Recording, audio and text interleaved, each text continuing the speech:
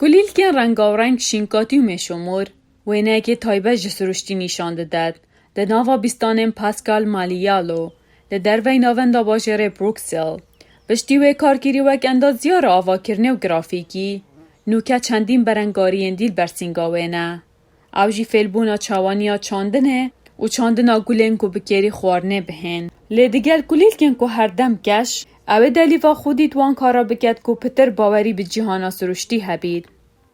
En fait, ce qui me correspondait mieux, c'était de rester... Eftişteki balpişte bomun ku ez dikare gel gulan berdevam bıkım. Sistemeki vekri u baver pekri hebe. Ku rê bide ku verin vir û desteyên taybet yên gula bo xwe dirust bikin.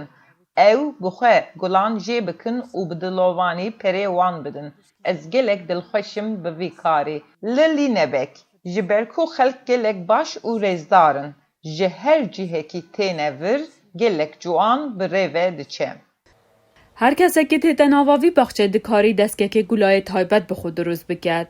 اول دم کرینه او دست که گلا دنوا چند بازناد دانید. اول دیف مزانی بازنه به هات هیده دست نشان کرن. خلق جه هر جه کی سر داناوی بخشه دکد. جبو کرینا گلان و زرزوات سروشتی که بچه درمانان نهاتی نرشاندن.